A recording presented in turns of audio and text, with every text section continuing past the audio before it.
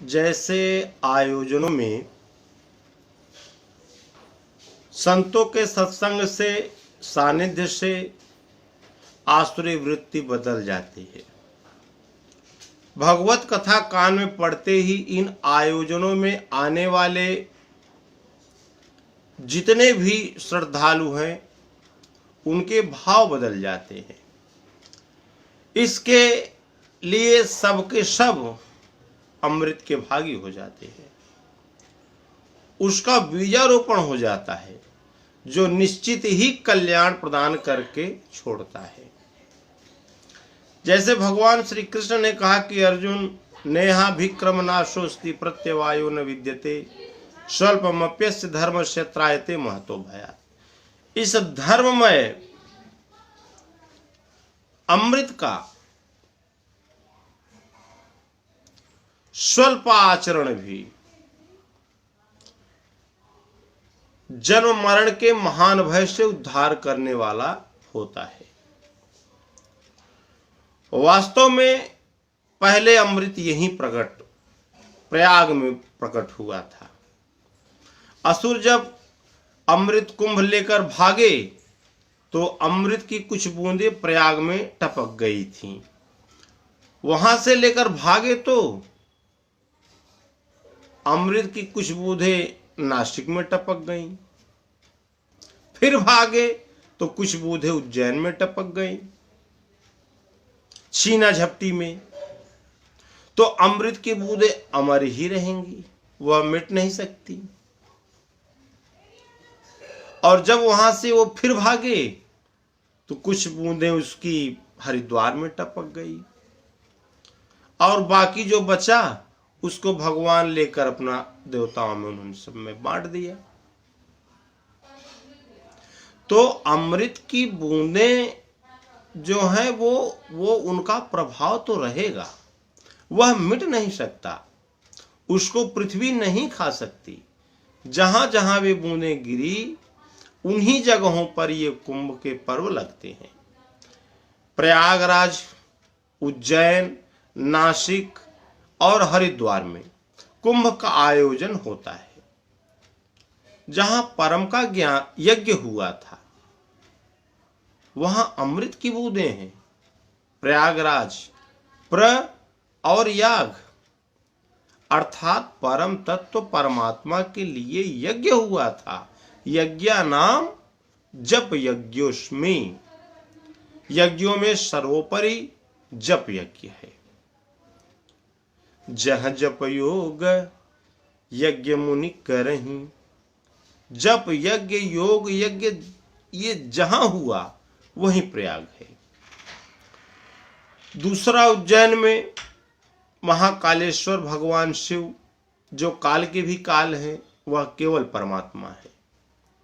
वह जिस स्थान पर प्राप्त हुआ वहां अमृत प्राप्त करें, वहां अवश्य अमृत मिलेगा। नासिक, जहां प्रकृति के नाक कान कट गए वहां फिर अमृत ही शेष बचा रहता है।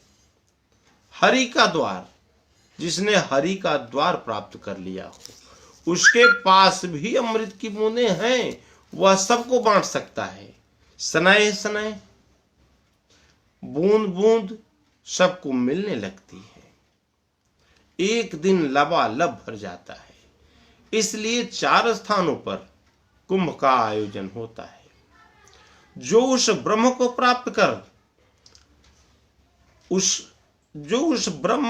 प्राप्त कर लेता है उसके पास अमृत है, क्योंकि मृत्यु से परे वही एक परमात्मा है। ये 4 स्थान हैं जहां अनादिकाल से यज्ञ होते आए हैं। ब्रह्मा, विष्णु, महेश, ये भी प्रयाग में इन्होंने भी यज्ञ किया। यहां पर जब से अमृत टपका ये कुंभ लगने लगा,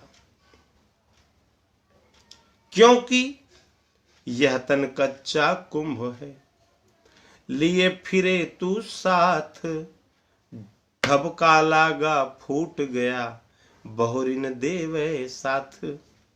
यह शरीर एक कच्चा घड़ा है। जब किसी ने प्राप्त किया है तो इसी हृदय देश में, क्योंकि सब घट मेरा साइया, प्रभु सबसे सबके हृदय में रहते हैं। अश प्रभु हृदय अछत विकारी, गोस्वामी जी ने कहा। और भगवान श्री कृष्ण ने कहा कि ईश्वर सर्वभूतानाम हृदय सेर्जुन तिष्ठति। शरीर कच्चा घड़ा है, हृदय देश में अमृत की बूंदें टपकी, वहां अमृत है, वहां मृत्यु से परे प्रभु निवास करता है। इसलिए यही पर मंथन हुआ, यही मन का निरुद्ध होता है, यही वस्तु की प्राप्ति होती है। इसलिए अमृत एक प्रश्न है। 4 स्थलों पर अनादिकाल से यज्ञ होते रहे हैं और वहीं पर कुंभ लगता है। वास्तव में महात्मा लोग ये चलते फिरते तीर्थराज प्रयाग हैं, इसमें सारे महात्मा पहुंच जाते हैं।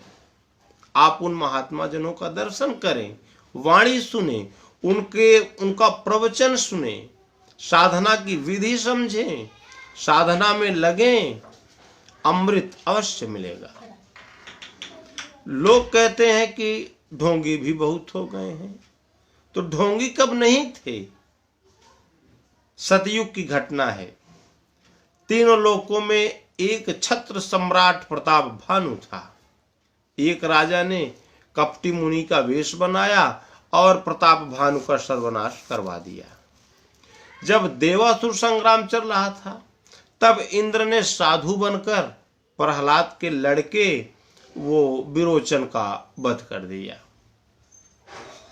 अपना मतलब या स्वार्थ साधने के लिए ही लोग कपट करते ही रहते हैं।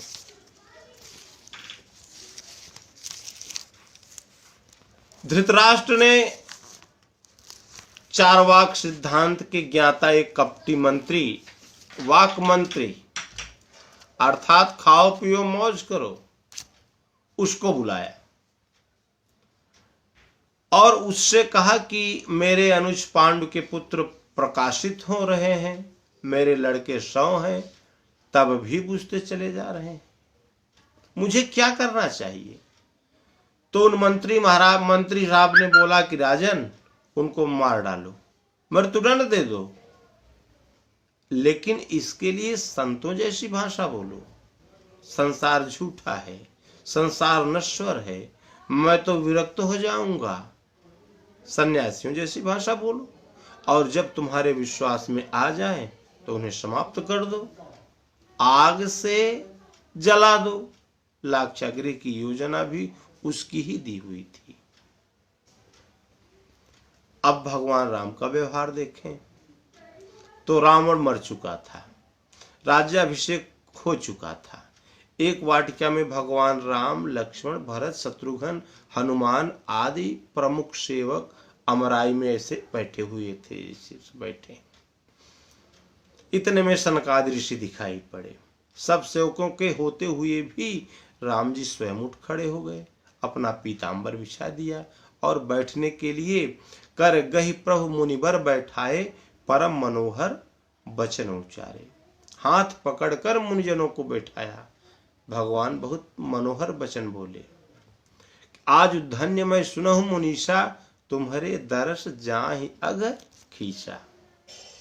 आज मैं धन्य हुआ, आपके दर्शन मात्र से समूल पाप नष्ट हो गए। बड़े भाग पाई सत्संगा, बिन ही प्रयास होई भवभंगा। बड़े भाग्य से आप संतों का संग मिलता है, अन्य किसी प्रयास के बिना ही आवागमन का अंत हो जाता है। संत संग अपवर्ग कर, कामी भव कर पंथ, कहां संत कवि कोविद श्रुति पुराण सद ग्रंथ। सत्संग कल्याण का मार्ग है, कामी भव का मार्ग है। अहोभाग्य जो सत्संग मिला।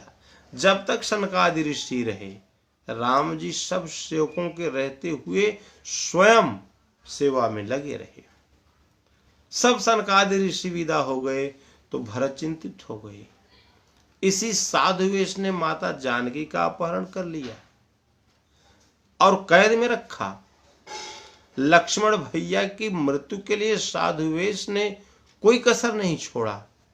यह काल नेमी छद्म वेश में ये बैठा हुआ था और हनुमान को भटका रहा था कि संजीवनी जड़ी न पहुंचे, लक्ष्मण मर जाएं। हमारे कुल का सबसे बड़ा हत्यारा है तो संत वेश। इतनी बड़ी बड़ी घटनाओं के बाद भी भैया राम की श्रद्धा कम नहीं हुई। क्या बात है। अंत में हनुमान ने कहा कि प्रभु भरत जी कुछ पूछना चाहते हैं।